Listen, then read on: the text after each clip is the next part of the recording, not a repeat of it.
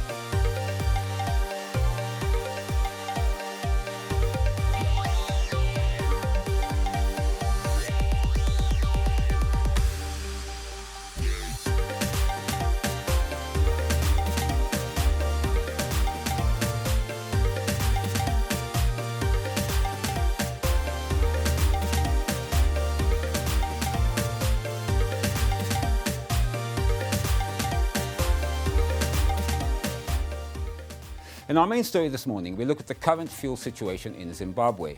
The Zimbabwe Energy Regulatory Authority, Xtra, announced a decrease in the price of diesel fuel, although blended petrol went up. The new fuel prices were effective from Friday, the 28th of February 2020. Diesel has gone down to $17.28 from $19.55 per litre, while blended petrol has gone up to $18.40 per litre from $18.28 per litre. The new prices of fuel translate to US 96 cents per litre of diesel and $1.03 US cents using the official interbank forex rate. However, using the black market rates, which are more widely used by the generality of the population, this translates to 54 US cents per litre of diesel and 58 US cents per litre of blended petrol. Notwithstanding the fuel price adjustments, fuel supplies in Zimbabwe have continued to be erratic, with long fuel queues being the order of the day. Experts have said that fuel supplies should be stabilized urgently for industry and farmers to access it and to increase production to ensure food security and conservation of foreign currency. The Zimbabwe Energy Regulatory Authority, Xtra, in an announcement on the 2nd of March 2020, called for fuel companies to propose sites that they wish to sell fuel in foreign currency procured through free funds.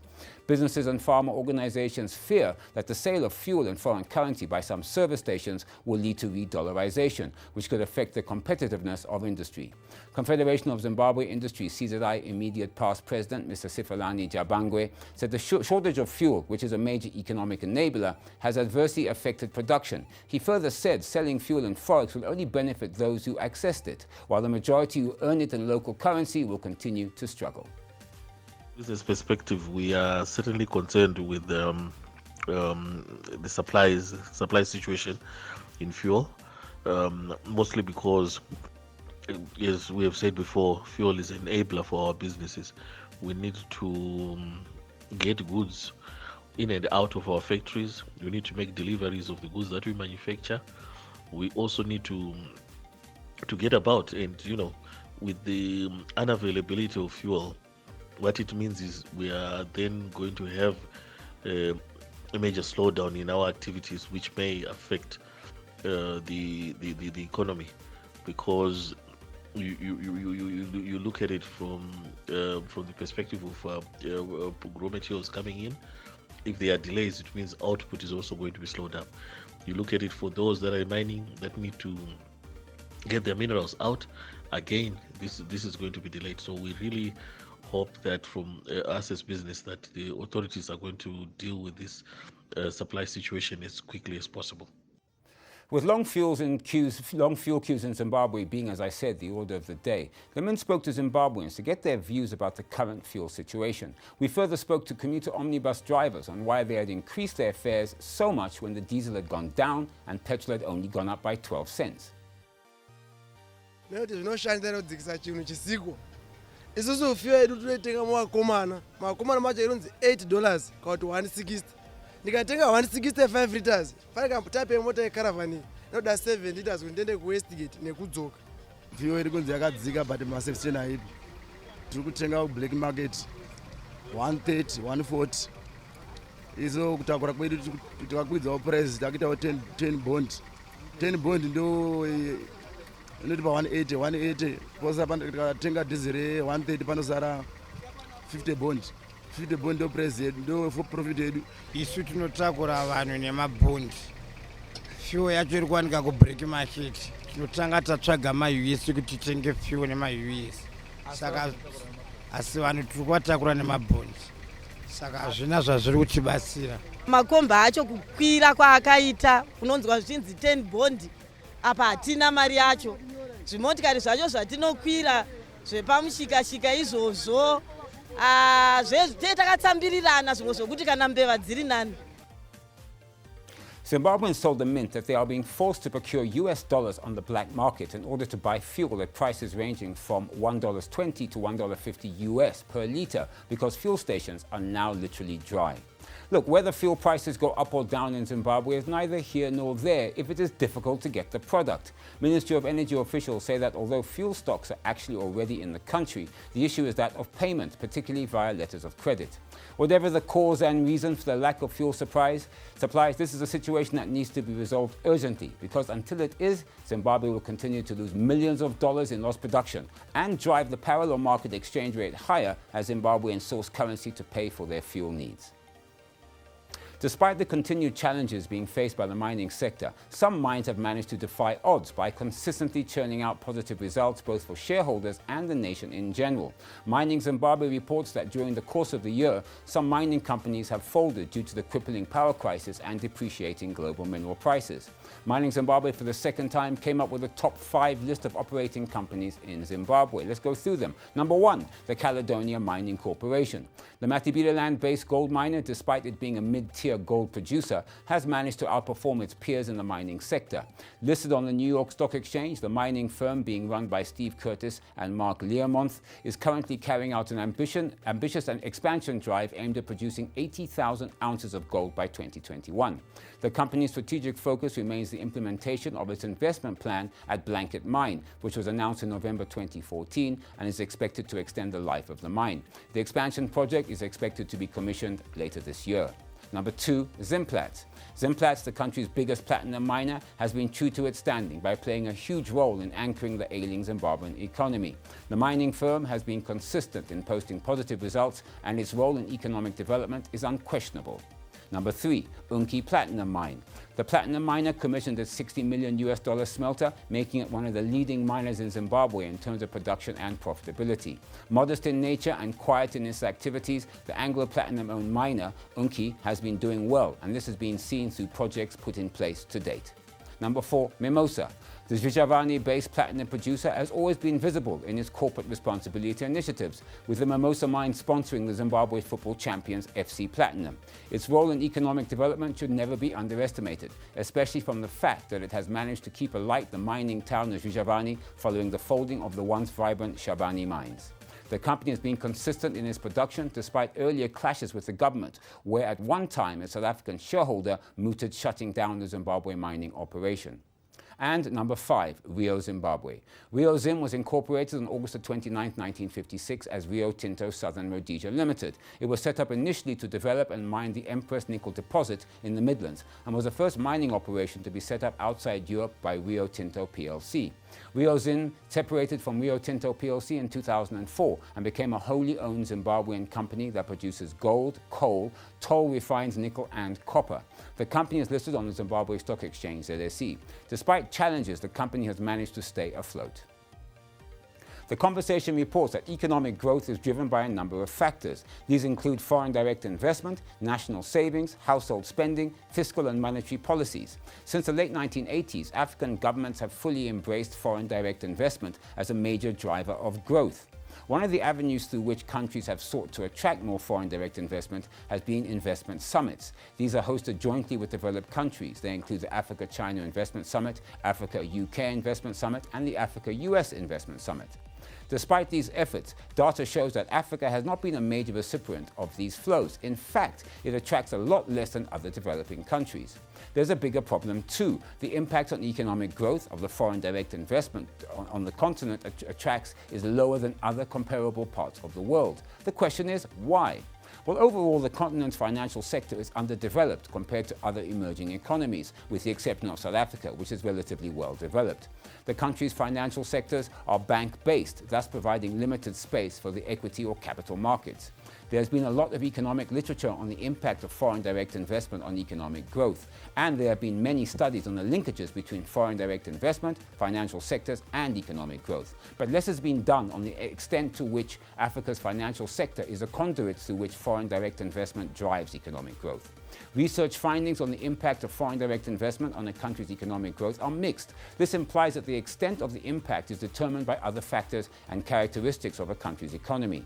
For the most part, foreign direct investment inflows to Africa have generally been attributed to 5 factors. These are regulations, that's ease of doing business, the general investment climate, broader economic reforms, information, communication and technology development, and improvements in infrastructure. Foreign direct investment plays an important role in economic development. It provides financial resources, technological spillovers, and improvement in human capital. These are all critical factors that can spur Africa's economic development by addressing infrastructural deficits and reducing unemployment. The effect of foreign direct investment on economic growth is well documented globally. Funds from foreign investors are channeled to a country's financial system before being allocated to the targeted beneficiary of the investment. In Africa's case, it was found that the continent's underdeveloped financial sector has dampened the impact of foreign direct investment on economic growth. When the financial sector does allocate resources, it invests in risky projects. The net effect is that it hurts economic growth and therefore fails to support foreign direct investment. Foreign direct investment inflows to Africa are increasing, albeit marginally. What the study shows is that African governments need to spend more effort on maximizing the impact of foreign direct investment on economic growth. Failure to raise the impact of foreign direct investment on economic growth will mean that African countries will not fully benefit from higher inflows. Improving the performance of the financial sector should be one of the major preoccupations of African policymakers. This should include regulators improving their supervisory roles, and they should strengthen the financial sector's ability to allocate resources effectively to the productive sectors of the economy. Improvements in corporate governance and risk management strategies would also help that. JP Morgan is reshuffling the senior management of its investment bank, naming 2 new global co-heads and shifting other executives into roles focused on bringing in business. The investment banking giant has launched a sweeping reshuffle of top employees in an attempt to promote the next generation of talent while retaining senior staff amid stiff competition from rival boutique firms. In the overhaul, announced in a memo sent to staff and seen by City AM, JP Morgan named Viswas Raghavan and James Casey as global co-heads of its investment bank. The pair are currently JP Morgan's chief executive in EMEA and global head of capital markets respectively, and Raghavan will retain his current role. Both will report to JP Morgan's head of global banking, Carlos Hernandez, who is in turn taking up a new position as executive chair of global investment banking. Hernandez will oversee a new executive committee of global chairs, which will be focused on winning new business. Although the positions of global chairs already existed, the expanded number and new structure is designed to ensure some of JP Morgan's most senior bankers are freed up from day-to-day management to focus on attracting business. In the memo, Hernandez said the changes will help JP Morgan to maintain our competitive edge and best position our business for sustainable success. JP Morgan's leadership overhaul highlights the pressure large investment banks are under to hold on to senior staff in the face of stiff competition from boutique firms who can attract seasoned bankers by offering them more entrepreneurial roles.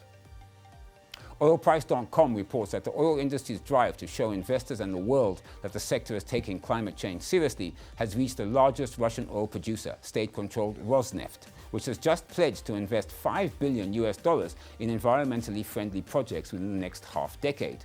Rosneft will invest its projects to curb carbon dioxide (CO2) emissions and for better utilization of associated petroleum gas, Reuters quoted Rosneft as saying on Monday. The Russian oil firm will also look to reduce its greenhouse gas GHG emissions by 8 million tons through 2022, according to Reuters. Rosneft's commitment to invest in reducing carbon emissions comes days after UK-based supermajor BP, which holds nearly 20% in the Russian oil giant, announced plans to become a net zero company by 2050 or sooner, in the latest pledge for net zero carbon emissions by an oil major. BP will also target to halve the carbon intensity of the products it sells by 2050 or sooner, joining other majors such as Shell and Equinor, which also aim to reduce the carbon footprint of the energy products they sell. Earlier this month, Equinor unveiled a plan to reduce the net carbon intensity from initial production to final consumption of energy produced by at least 50% by 2050. Shell has also set short-term targets for reducing the net carbon footprint of the energy products it sells. In Russia, Ruslan Erdogiriev, the senior advisor on climate change to President Vladimir Putin, said earlier this month that Russia needs to take urgent steps to fight climate change and reduce its dependence on fossil fuels. Russia, the world's fourth largest greenhouse gas emitter after China, the US and India, reduced the use of oil and coal in its energy mix by 4% between 2015 and 2018, while the share of natural gas has increased by 3.5% annually in each of those years, the Moscow Times quoted Erdogiriev as saying at a news conference in early February. Russia has a recent plan to adapt to climate change until 2022, but President Putin said at his annual press conference in December that, and I quote, "Nobody really knows the causes of climate change, at least global climate change." The Malaysian government has allocated 20 billion ringgit, that's $5 billion US, under a stimulus package to boost the sluggish economy by putting more cash into the hands of consumers and providing tax relief to sectors particularly hard hit by the coronavirus outbreak. It would also accelerate planned investment projects by government-linked companies, this year including one involving 1,400 megawatt of solar power generation to flush more money into the economy. The aid package is expected to raise the fiscal deficit to 3.4% this year from an initial projection of 3.2%. Under a three-pronged approach, the package aims to mitigate the impact of the coronavirus, encourage rakyat-centric spending and support sectors directly hurt, chiefly tourism and aviation. Announcing the package, Interim Prime Minister Tun Dr. Mahathir Mohamad said cash payments to entitled recipients will be brought forward and the employer's contribution to the Employees Provident Fund cut to 7% from 11% at present.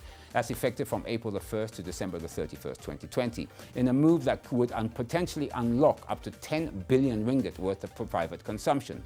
To stimulate the tourism sector, the package includes personal income tax relief of up to 1,000 ringgit, that's about $250 on expenditure related to domestic tourism, as well as digital vouchers for eligible Malaysians of up to 100 ringgit per person for domestic travel, that's air and railways, and hotel accommodation. He also announced extra matching grants for tourism promotion. In all, 500 million ringgit was allocated for the vouchers and tourism promotion. In addition, a 15% discount on monthly electricity bills will be extended to hotels, travel agencies, airlines, shopping malls, convention and exhibition centers. Hotels and travel-related companies would also be exempted from the Human Resource Development Fund levies. Hotels would also be exempted from the 6% service tax from March to August 2020. For those on the ground, he announced a one-off payment of around $140 each to taxi drivers, tourist bus drivers, tourist guides and registered Tri-Shore drivers. For businesses, Bank Negara Malaysia, that's Malaysia's central bank, will provide a $478 million special relief facility, which will be specifically deployed in the form of working capital for small and medium enterprises at an interest rate of 3.75%. Affected businesses can also get microcredit facilities at a rate of 4% from Bank Simpanan Nasional, which has been allocated for its $48 million for the exercise. For the ailing equities market, the Securities Commission Malaysia and BURSA Malaysia will waive listing fees for 1 year with immediate effect for companies looking to list on the LEAP market or the ACE market, as well as those with a market capitalization of less than $500 million or $120 million that are aiming for a main market listing. The SC said in a statement it would also be announcing more capital market-specific measures in due course. The government also plans to implement up to $720 million on works related to the National Fiberization and Connectivity Plan, while Tenaga Nasional Berhad will invest 13 billion ringgit, $3.1 billion this year, including accelerating projects such as LED street lights, transmission lines, and rooftop solar installations. With the anticipated global slowdown, Dr. Mahathir said Malaysia's gross domestic product GDP growth is estimated at 3.2% to 4.2% this year. He added the government remains committed to fiscal consolidation and urged the private sector to play its part in ensuring the stimulus package is successful. The coronavirus package is more than double the $2 billion stimulus package provided during the 2003 SARS severe acute respiratory syndrome outbreak. Malaysia is just one of many countries in the world that has or will be introducing a stimulus package for their economies. If you want to see the impact of the coronavirus on the global economy, you have your answer. You've been watching The Mint. I'm Andy Hodges. Please follow us on our Facebook page, Zim Papers TV Network, our website, ztn.co.zw, and on YouTube under ZTN. Your comments are welcome via our Twitter handle, @ZTN News, and of course via Facebook. Join us here on The Mint every weekday morning at 6 a.m. Central African Time. Well, that's it for me this morning. Goodbye. Have a profitable business day, and you all be safe.